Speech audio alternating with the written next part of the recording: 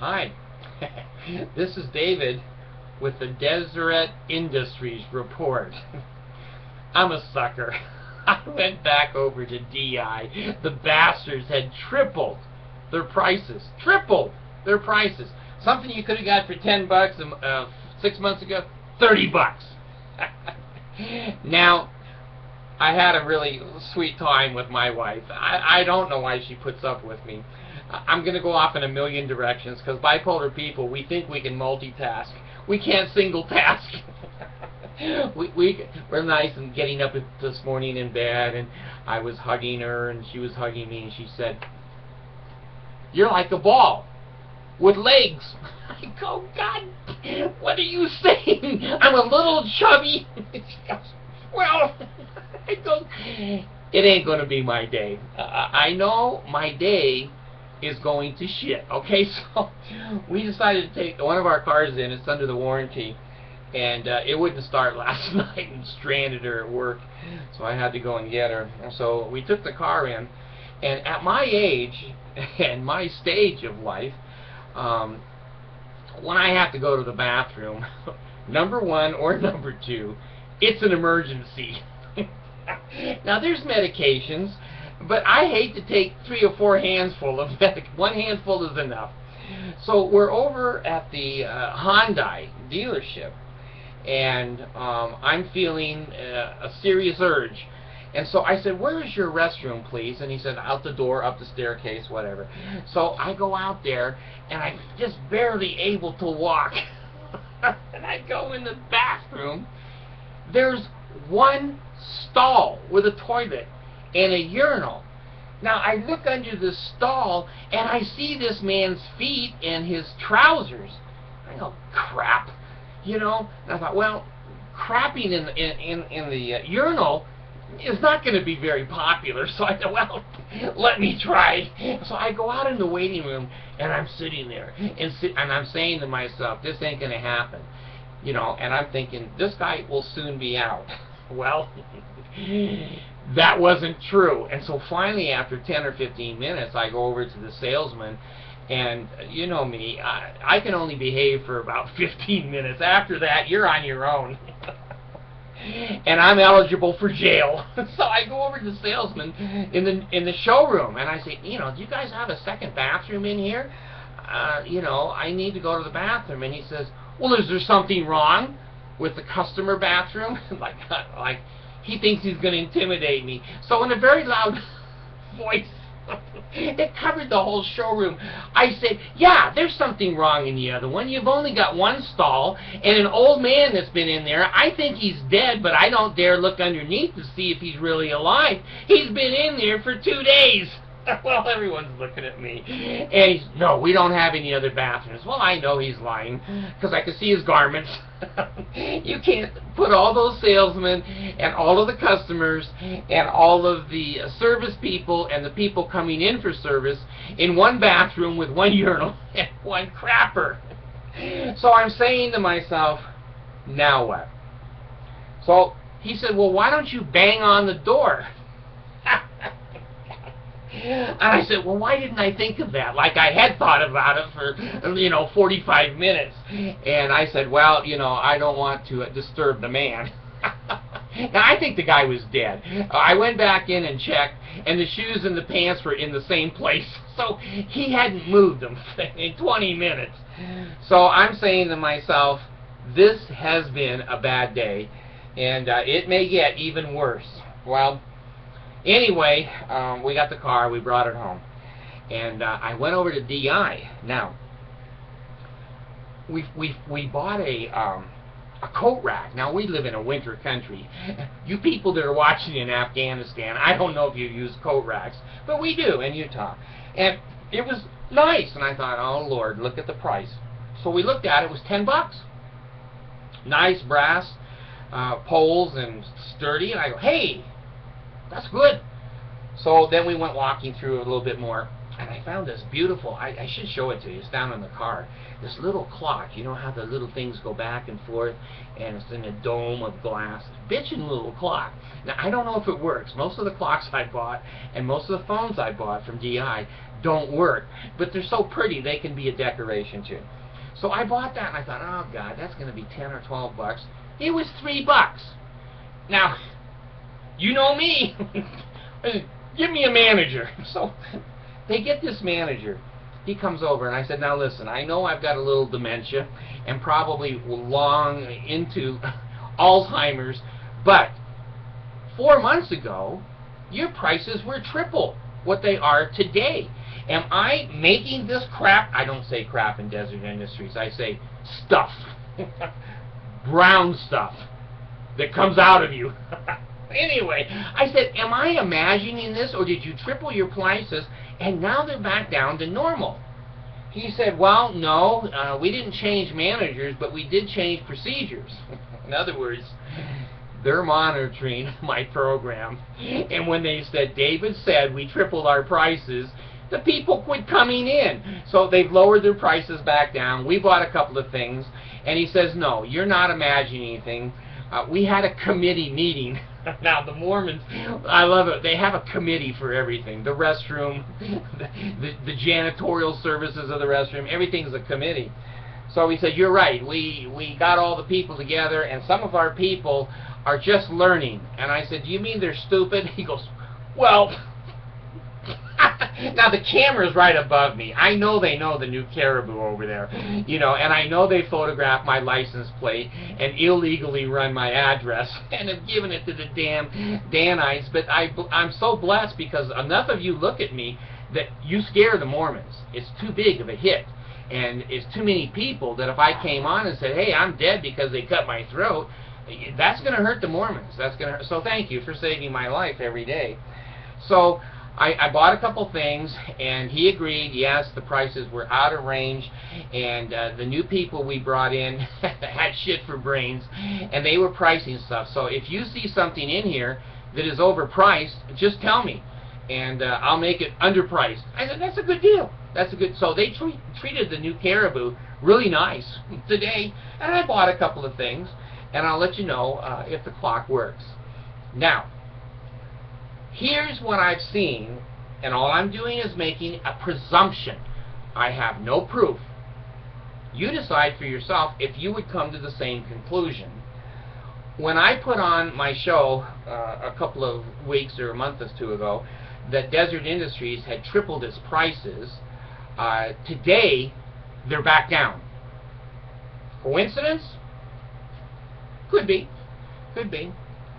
When I said the city of Brigham City had the sidewalks blocked off for free speech people, putting them in the middle of nowhere so they couldn't hand the pamphlets to the Mormons coming off the bus, the ACLU felt very similar to me and sued, and it's still going. It's still a lawsuit for the city of Brigham City, but the church immediately backed down, and so did the city council.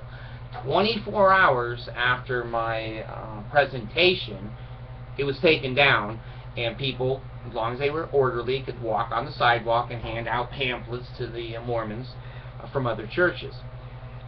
Coincidence? I don't know. There's a third thing. It'll come to me. Let me open the door so the spirit can come in. Oh, there it is. Oh, shit, there's the spirit. Anyway, there's a third thing that, and I'll remember probably during the video, that within 24 hours, it was there. It was there and gone. Now, that's 3 coincidences. Now, that's enough. I went to BYU, and I took statistics, and I have 2 master's degrees. One of them I didn't finish. It had 28 units on it. I needed 34. But I've learned statistics. It's a very strong point with me. 1 could be a coincidence. 2, maybe a coincidence. 3, no. Now I'm suspicious. And I get a lot of people subscribing to me, and when I click on who they are, they always have 0 hits and 0 videos. So they're what I think what's called a sock puppet channel. But anyway, I am sure that there are Mormon people, whether they're being paid or not, or they're volunteers, that wanted to get out of the janitorial service, and so they said, would you mind monitoring David, and if he says any shit that we can fix, we'll fix it. Just give us a call. And okay. So I'm convinced that they are monitoring my program. And here's what I've decided to do. And my wife was, she's still partially LDS from the neck up. Anyway, here's what I want to do. I'd like to do something good. Now, the Mormons, they don't think anything I do is good. A lot of you think what I do does have some help. If the Mormons are monitoring me, let me speak to Monson, Boyd K. Packer, which is seatbelted into his conference chair because his ass will slip out. And he's the masturbation king. He's put out more masturbation pamphlets than pornography has put out. So anyway, let me talk to the Big 15. And if you're monitoring this, if you like my ideas, pay me. If you don't, I'll get what I usually get. 0. So here's what I have to say to the Mormon Church. I think it's too late. I think Mitt Romney is going to take a huge dump in November, and the church deserves it. The church should be responsible, and they should stand up and say, we screwed Mitt Romney. Mitt has some responsibility there, but being a Mormon is what screwed him up. No one's going to vote for that guy. Anyway, here's what I want to say to the Mormon Church. If you did a few of my suggestions, there would be a lot of people, and I mean in the millions, I don't mean in the hundreds of thousands, I mean in the millions, who would look seriously at your religion, who would evaluate objectively your religion, and they might even call your missionaries up and say, you know what, I'm a little curious on Mormonism, come on over and let me hear what you have to say. Now here's what the Mormon Church has to do. Do I think the 85 and 90-year-old bastards at the top who are making six-figure incomes and are living, 100 years behind the times are going to do anything? No. But they have young handlers. There's a lot of guys in their late 40s who handle public relations, and they put Monson on the right chair so he doesn't slip off, and then they snap their fingers on what camera he looks at, and they blow up big letters on the monitor, what do they call it, I can't remember, you guys always correct me, the teleprompter, so that he can say something. Well, the last 2 or 3 times he's been in public, he hasn't said a word. Now, let's let that lie as it may. I'm talking to you about your young handlers, your 48 and 50-year-old people that are going to be out of a damn job if you don't hear what I'm saying. Here's what I would do. If I was the Mormon Church, I would make public statements like this. And I'm going to candy coat it. I'm not going to hammer the past, the policies, and the procedures. This is how, if I was the prophet, which I am because most of the things I predicted have come true. None of the things Joseph predicted have ever come true, except Helen Mark Kimball in his bed. He predicted that. Anyway, here's what I'd say. Ladies and gentlemen of the world, as the head of the Mormon Church, there's some clarifications as a church and as your prophet that I would like to make. First of all, we do believe in Jesus Christ, His resurrection, His atonement, and crucifixion. We have in the past emphasized our modern day prophets, especially Joseph Smith, Brigham Young, and others, and have not taught as faithfully as we should about the Lord Jesus Christ and bringing people unto Christ. We also are going to discontinue having our missionaries throughout the world pound on people's doors and try to convince them of the truthfulness of our church. That's not important. A good works and a good church can stand on its own. And hopefully with these clarifications, some of you may want to investigate our church. Now, I unequivocally admit that in the early parts of the church, under Joseph Smith and Brigham Young, there were practices that we don't believe in today. And we're not going to criticize those past prophets because we weren't there.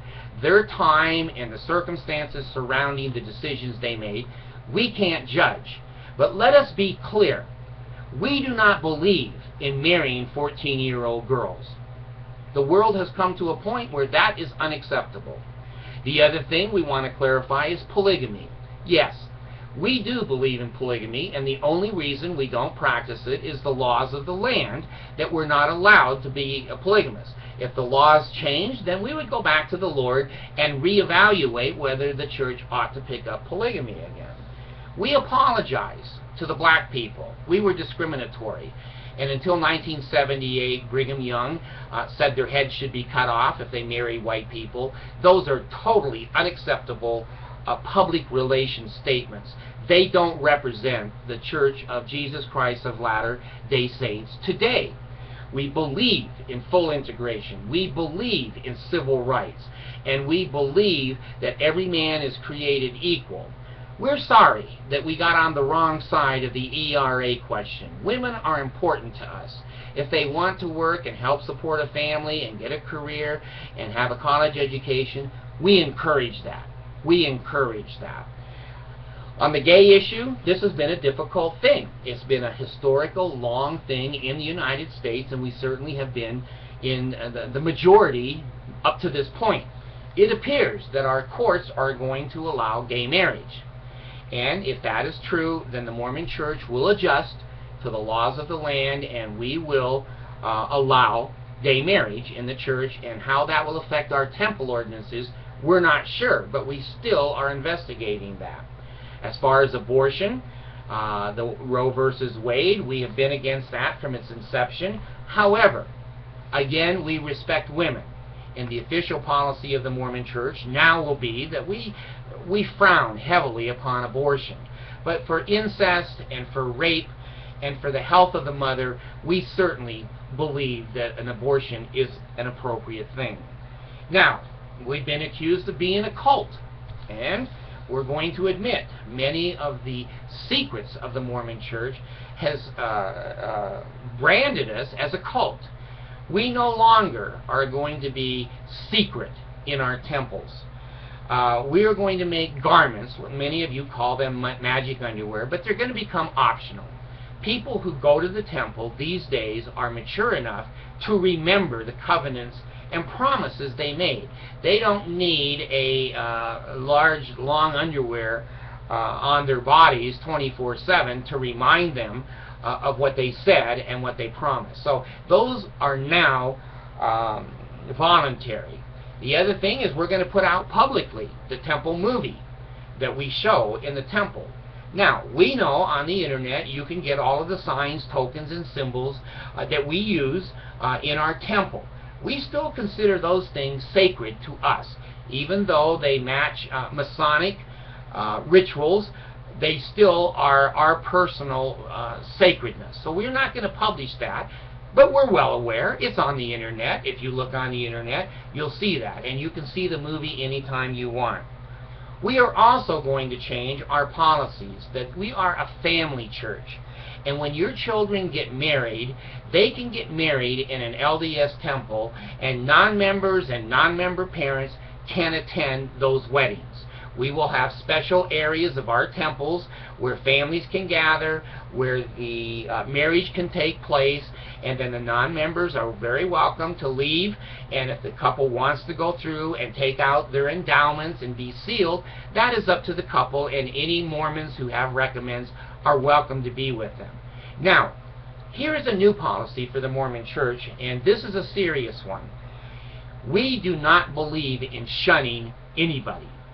When a family member or a friend leaves the Mormon Church and you're a Mormon and you shun them and they report you, we will excommunicate you. That is one of the most hateful and evil things that people can do to their family, their friends, their children, their parents. We don't believe in it, and we're going to back it up with our mouth and with the authority of the church to discipline people. Family is first. You always love your family more than you love the Mormon Church. That is an important change and difference in the policies and procedures of the Mormon Church. Now, the other thing we're going to do is we're going to open up our books. Many people say that we're a cult because they can't see where their money's going. And after careful consideration, we've decided we are going to publish the per diems or salaries or perks and benefits of the general authorities of the church. So the members who pay their tithing faithfully are able to look and see where their money goes. We are well aware that the humanitarian aid that we give foreign countries and other people who have disasters is and has been extremely small. We've compared it to other major churches in the world, and we are happy today to announce that 50% of the money that you give to us will be tagged for and used exclusively for hungry people with no clothing, and in hurricanes, and in third world countries, education, etc. Now, we've made some changes here, and we want you to know that we're sincere about these changes. We are Christian churches. We didn't used to have steeples on our chapels, and we've glued a steeple on every chapel that will accept one. The other thing we're going to do is in the front yard of every Mormon church, we are going to plant a cross representing our Lord Jesus Christ, like the rest of the Christian world. We believe that we told the world that we celebrate His resurrection. We do not celebrate His crucifixion. However, those policies and procedures have not seemed to work well for us to integrate into the real world. So we will be putting crosses on the front lawns of all of our chapels and stake centers and temples, so there is no question that we are a Christian church. So please, tell your friends and tell your associates, these are the new policies and procedures of the Mormon church. Now, those of you that monitor me, listen carefully to what I said, because there's many people like me that have resigned. We don't want our name on 14-year-old marriages. Mountain Meadows, we don't want our name on it. For everyone that resigns, there are thousands that wish they could resign. But because of the punitive and the hate and the shunning, losing their families, their jobs, and all of the cult pressure, they're like me. I speak for them because I was able to get out. I didn't lose all that stuff. Now, I lost family and children. But Mormons who are monitoring, listen to me. For every one of me in the world that resigns from your church, there are thousands and thousands that would resign. Now, here is another truth, and if you monitor this channel, you know damn well I'm telling you the truth. 70% of every ward in the entire world is inactive. They don't show up for sacrament meeting. You know that. Now the world knows that. 2/3 of your people do this to sacrament meeting. They're too long.